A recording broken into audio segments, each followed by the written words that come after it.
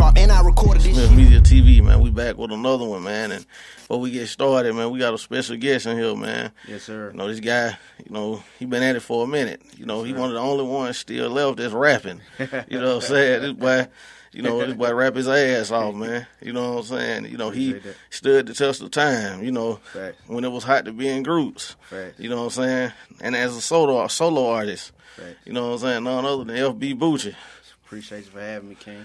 We appreciate you for coming, man. Yes, sir, no doubt. You know, so we gonna get into it all from the top, man. How long? When would you say the first year would be that you came in the game?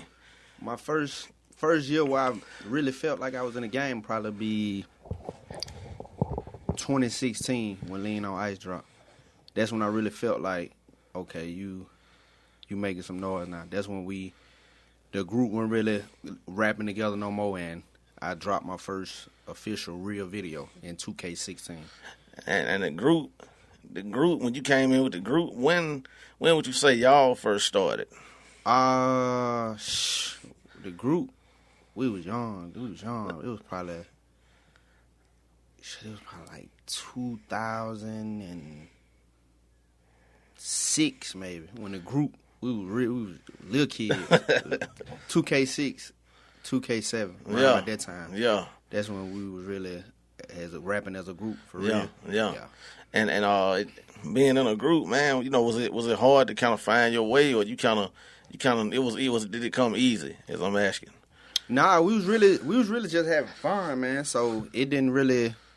Everybody just had their own personality, and everybody with their own personality, they gravitated like their own fan base from each person, and then they just locked in everybody together. So it wasn't really no hard thing to coincide as a group when it first started when we was young. Right. Like, we was just having fun. So y'all kind of knew each other already? Hell yeah. Okay. Yeah, hell yeah. We hang out every day. Oh, okay. Hell yeah, like on a daily basis. So okay. It was just easy. Niggas was just like, we gonna rap. It was a couple of people already rapping. Then when they found out that I did music, they brought me in. I got you. And it just went like that. I got you. And so coming out of that, man, you know, when I first heard of you, I think it probably was, you know, probably the most iconic diss song ever. You know, the Tino diss. You know, facts. So you know that for me in the city, that's probably the number one diss song ever. Facts, real shit. They might.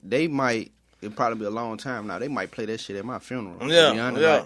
The way that song stuck, like that shit was like, it was going faster than me. Yeah. Like that song was going faster than me. Like that shit went viral before it was cool to go viral. Right, that's what I'm saying. Like before people had platforms to go viral. Right. That song went viral. And doing that, man, like just having that do that, man, back when, you know, Bebo and all that stuff was out, man. Yeah. If you had social media like we got now, facts. Do you think that how far you think that would have took you back then, knowing what you knew then? I probably would have been one of the biggest stars ever if we had what we have right now. Facts.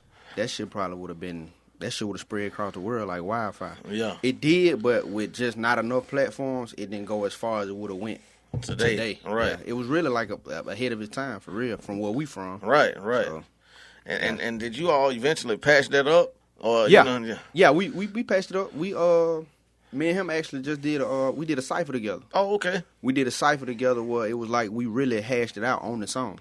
Oh, okay. Yeah. That's dope, man. But, yeah. I still killed his ass again, but we hashed it out as if like, all right, this happened, now we're gonna rap together on the song. Yeah. Hell yeah. We patched it up. We was cool. And so moving forward, you know, you say 2K16 is when you went solo. Yeah. 2K16, that's when I really like jumped out there. It's like it's just me. It's just Boochie now. And was it something that went on, you know, that made you do that, or just kind of like time took its course? Yeah, it was just like time took its course, and it was like everybody was going different avenues, and everybody had different shit going on in their life. And so I was like, nah, I ain't giving up on this music shit. You know what I'm saying? I love this shit. Right. Like, when you love something, you gonna do it. You gonna do it regardless. Right. You feel me? So it was like the prior years before that, I was still putting in work, going to the studio and shit. No matter if somebody was with me or not, I was still going, putting out stuff. So I was like, all right. if everybody gonna do what they do, I'm gonna keep doing this and stay on this path. And I'm really happy I still did stay on this path because right. a lot of the shit that happened after that, if I'd have gave up, I wouldn't have got it. You know what I'm saying? So. But that's a testament to your perseverance. And, right, you know, facts. You know, and that's what I want to go into next. Like, for you, like I say, you one of the only people in the city that's still rapping. So you know, like, how important is it to you that, you know, that just keep pushing lyricism? We don't see it a lot now, so how important to you is that? It's very important because, shit, that's what this shit really supposed to be about. And I feel like with me being able to rap and articulate the shit on wax and on beat as I do, that kept me around. Right. Because I don't have to have all the other shit to make people feel like, realize like, that nigga hard. Everybody can't get in no motherfucking car and make the world feel them just with them, the beat, and the camera. So when you can rap, that shit is better for your longevity. Fact. You can stick around and be relevant because you really can go bar for bar with any fucking body. Fact. So that shit is very important, and that's what this shit about. Hip hop, rap, lyrics. The annex, that shit kind of taking over, but every time it's somebody that gonna come back and show you like the rapping matter. Facts. And me being one of those people, I'm really glad for that. That I'm blessed with that gift that I can really go bar for bar with any fucking body. Right. So and that's in the freestyles, man. Like you say, they kept you relevant. So the first time you went viral on Facebook, I say, what was your reaction? That shit was crazy, but it made me feel like, oh, that shit paid off. Everything that I had went through up until that point, that shit paid off. To be honest, to keep it a brick, the freestyle really saved my fucking career because it was the So Gone challenge. Yeah, I remember. The Monica So Gone challenge. Yeah, everybody did one. Yeah. Facts. That shit really saved my career because it was like, all right, what he gonna do by himself? Like, what can he do by himself to make us still love him as a rapper like we love the group? And that So Gone challenge, I'll never forget it. My brother Doughboy, he a twin. Doughboy, he called me. He was like, damn, bro, you see all these niggas doing this So Gone challenge? You ain't gonna do one, at least for me, bro. Like, these niggas dropping trash and they fucking doing numbers. I was like, I don't know, man. That shit, I don't know, man. That shit kind of cheesy because then I was like, niggas reading off their phones, niggas doing all type of shit. But you really, like, you wrecked it, like, right there. Yeah, facts. Yeah. And then I seen some more, and then I was like, the other places from other areas, they was going viral with the shit. And I was like, let me do this shit for the city. Like, facts. That's why when you look at it, I say, I think I say, when you ask, you shall receive. And Birmingham, we up, by the way. Because I knew if I get involved in the shit for Birmingham, we were going to make some noise. We up. And that shit started the For My Fans series. That was For My Fans 1, the So Gone challenge. Right. And we probably close to 30 now. And that shit saved my career. Like, from So Gone all the way up to Bodak Yellow. Bodak Yellow Cardi B, that's when I got my first 1 million views off that freestyle. And I ain't let up since. Man, that's crazy. I ain't let up since. That's crazy. And being that you lyrical like that, man, like, growing up, who were some of your artists that you looked up to?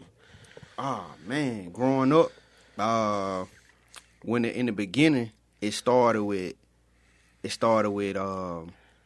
I say No Limit, Cash Money, and that was coming out the back end of the Death Row and Tupac era. Right. So after that, it went into me listening to Wayne. When I heard The Block Is Hot, yeah, I was probably like, no, I ain't gonna do that. Mystical on No Limit. Yeah. Unpredictable. He was hard. Yeah. Unpredictable. It was, like I said, the back end of the Death Row, like when I used to be in the car with my dad, we'd ride the Tupac, All Eyes on Me constantly. Yeah. Then it was like with my stepdad, it was No Limit, it was P. Then when I heard Mystical, I had it on a tape. I never forget the shit. I had it on a tape. When I heard Mystical, I was like, man, I want to do this shit. Yeah. Then after that, it was like Block Is Hot with Wayne, and I was like, I'm gonna do this shit. I started writing and stuff like that, and that was it from there. It was like that era made me really want to do this shit. Yeah. Quarter this shit with the heat cock, and I finesse me a nigga with the sheetrock. Nigga said Boochie gotta run out of bar. That's like Jim Burt running out of car. That's like a nigga getting head on Mars.